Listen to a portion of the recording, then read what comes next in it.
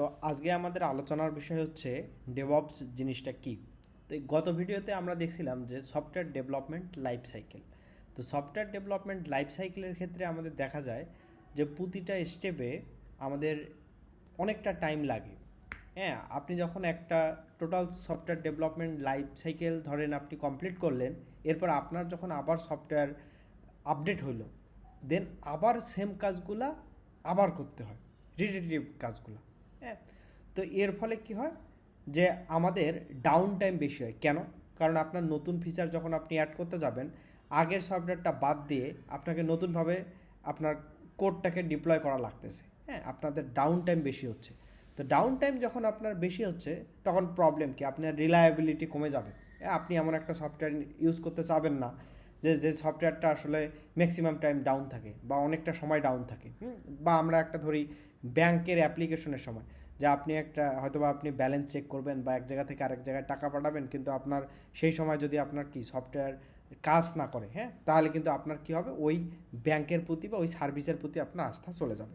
তো এই ক্ষেত্রে আবার আমাদের ডে টু ডে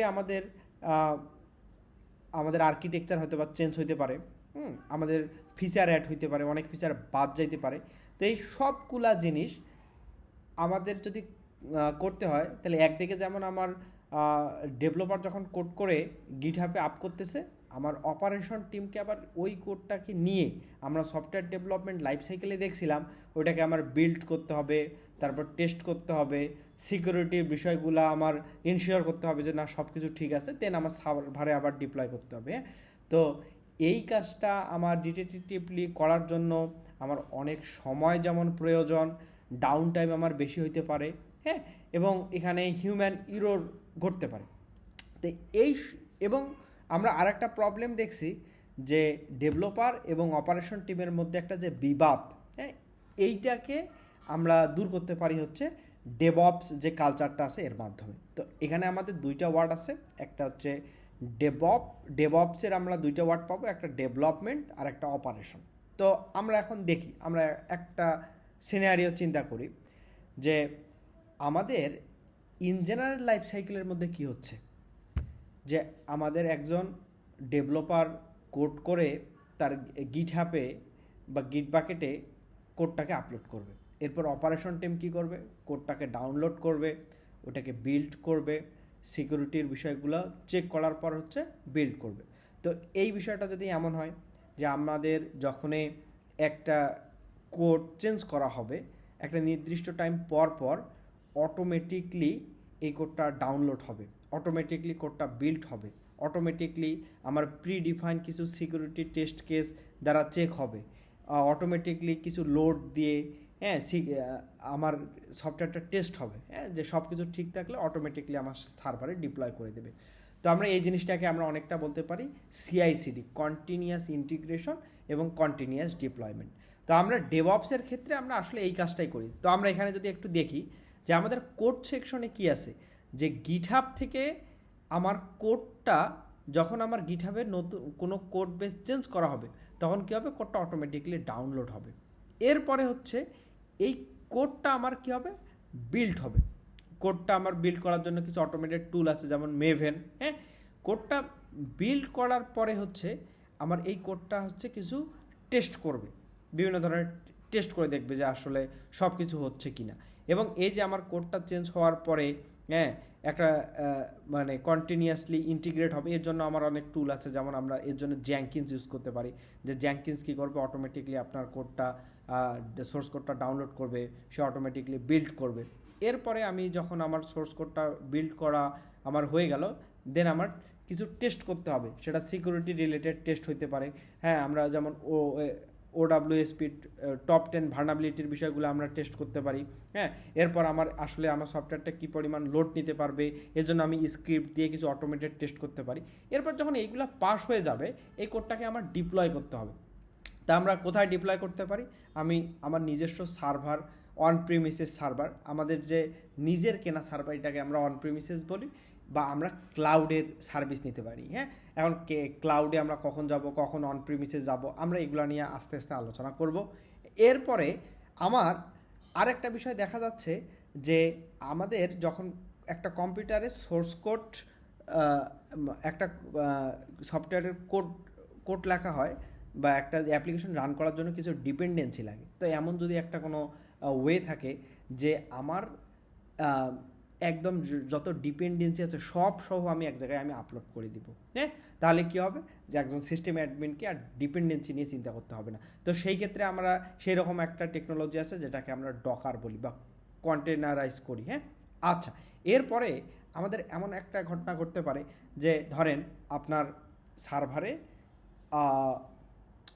আপনার কাছে 20টা সার্ভার আছে, এখন আপনার কোনো কিছু একটা আপডেট করতে হবে, হ্যাঁ, বা সেম কোড আপনার সব জায়গায় ডিপ্লয় করতে হবে। এখন আপনি এইটা যদি প্রতিবারে আপনি ওই প্রতিটা সার্ভারে আবার লগ ইন করবেন, করে আবার আপনি কি করবেন, আপনার আমি ধরে নিলাম আপনি একটা স্ক্রিপ্ট চালাবেন, হ্যাঁ, অটোমেট করার জন্য। এই যে তার মানে 20টা সার্ভারকে আপনার আলাদা আলাদা করে কি করতে হবে, লগ ইন করতে হবে, দেন আপনার ওই স্ক্রিপ্ট চালাইতে হবে, এই কাজটা অনেক আছে। তো আমরা এই সমস্যাটা সমাধান করার জন্য আমরা অ্যানসিবল নামে একটা জিনিস আছে, আমরা অ্যানসিবল ইউজ করতে পারি। অ্যানসিবলে কী হবে যে একটা মাস্টার কম্পিউটার থাকবে আর এর পাশাপাশি ওর সঙ্গে কানেক্টেড আর কিছু কম্পিউটার থাকবে, যেখানে আমি কি করব, মাস্টার কম্পিউটার দিয়ে আমার ওই মাস্টার কম্পিউটারের আন্ডারে যতগুলো কম্পিউটার থাকবে বা সার্ভার থাকবে আমি ওর ওইখানে প্যাচ আপডেট করতে পারবো, হ্যাঁ, আমি কোড ডিপ্লয় করবো, আমি অনেকগুলো কাজ করতে পারবো। এবং আমি আরেকটা বিষয় দেখতে পাচ্ছি যে ডকার ডকার ডকার আমার অনেক সুবিধা দিলেও ডকারকে তো পরিচালনা করতে হবে, হ্যাঁ। তো ডকার পরিচালনা করার জন্য আমার কিছু টেকনোলজি আছে, তার মধ্যে অন্যতম হচ্ছে কুবারনেটস ইউজ করতে হবে। আচ্ছা, আমরা এভাবে যখন আমরা একটা সিস্টেম আমি ডিপ্লয় করে ফেললাম, এরপর আমাকে দেখতে হবে এটাকে 24/7 মনিটরিংয়ে রাখতে হবে যে আমার কী পরিমাণ কষ্ট আসতেছে, কী পরিমাণে আমার ট্রাফিক আসতেছে, কোনো সার্ভার আমার ডাউন হয়ে গেল কি না, হ্যাঁ। আমার এখানে সিকিউরিটির ক্ষেত্রে আমরা লগ অ্যানালাইসিসের জন্য আমরা স্প্লাঙ্ক ইউজ করতে পারি। এই যে সম্পূর্ণ প্রসেসটা আছে, যে আমার যখন কোডটা আমার গিটহাবে আপলোড হবে, অটোমেটিকলি একটা জ্যাঙ্কিন্স একটা টুল আছে যে কী করবে, অটোমেটিকলি নোটিফাই হবে, সে অটোমেটিকলি কোডটাকে ডাউনলোড করবে, সে মেভেন বা বিল্ড টুল দিয়ে সে বিল্ড করবে, বিল্ড করার পর সে সিকিউরিটির বিষয়গুলো চেক করবে। এর ছাড়াও আপনার সিস্টেম অ্যাডমিনের কিছু টেস্ট আছে, সেই টেস্টগুলো যদি সে পাস করে, দেন আমার রিকোয়ারমেন্ট অনুযায়ী সেটা অন প্রিমিসিস অথবা আমার ক্লাউডে সেটা আপডেট করে দিবে। এবং এইটাকে আমরা যদি কন্টেনারাইজ একটা অ্যাপ্লিকেশনের আকারে আমরা ডিপ্লয় করি, তাহলে এটাকে যাতে আমাদের হাইলি স্কেলেবল হয়, হ্যাঁ, বা আরও অনেক সুবিধা আছে, আমরা এগুলো আস্তে আস্তে দেখব। সেজন্য আমরা কুবারনেটস ইউজ করব এবং এইটাকে আমরা 24/7 মনিটর করার জন্য আমরা কিছু টুল আছে যেমন প্রমিথিয়াস, গ্রাফানা, হ্যাঁ। তো আমরা এইগুলোর মাধ্যমে মনিটরিং করব এবং আমার এখান থেকে যে লগগুলো আসবে, যে কখন কে লগ ইন করতেছে, কোনটা ট্রানজ্যাকশন হচ্ছে, এটা আমার ভ্যালিড ট্রানজ্যাকশন ছিল কি না, হ্যাঁ, এই ভ্যালিড লগ ইন ছিল কি না, কেউ অ্যাটাক করতেছে কি না, এইগুলোর জন্য আমার লগ অ্যানালাইসিস করে স্প্লাঙ্কের মাধ্যমে আমরা লগ অ্যানালাইসিস করতে পারি। লগ অ্যানালাইসিস করে আমার সক টিম আছে, সিকিউরিটি অপারেশন সেন্টারের টিম আছে, তারা আসলে ওইগুলো অ্যানালাইসিস করে আসলে বলে দিবে যে কোনটা আমার কোন ট্রাফিকটা আসলে আমার অ্যাটাকের মতো ছিল আর কোনটা আসলে ভ্যালিড ছিল। তো এই সম্পূর্ণ প্রসেসটা আমার স্টেপ বাই স্টেপ অটোমেটিকলি হচ্ছে, হ্যাঁ, বা আমরা একটা কি কন্টিনিউয়াস ইন্টিগ্রেশন করতেছি এবং কন্টিনিউয়াস আমি কী করতেছি, ডিপ্লয় করতেছি, এই জিনিসটাকেই বলা হচ্ছে ডেভঅপস। তো এই ডেভঅপসের যে টুলস এবং টেকনিকগুলো আছে এবং এর পাশাপাশি আমরা যে আমরা সিস্টেম অ্যাডমিনের যে সার্ভার সম্পর্কে আইডিয়া আছে, তো ডেভঅপসের জন্য যতটুকু সার্ভারের নলেজ দরকার, হ্যাঁ, বা আমরা ক্লাউডের ক্ষেত্রে আমরা AWS এবং এজুর, এটা নিয়ে আমরা এখানে ভিডিও আপলোড করব। এর পাশাপাশি আমরা ডকার, কুবারনেটস, হ্যাঁ, অ্যানসিবল, গ্রাফানা, সোনার কিউব, তো এই সকল বিষয় নিয়ে আলোচনা করব। হোপফুলি একটা গ্রেট জার্নি হচ্ছে। তো পরবর্তী ভিডিওতে দেখা হচ্ছে। আসসালামু আলাইকুম।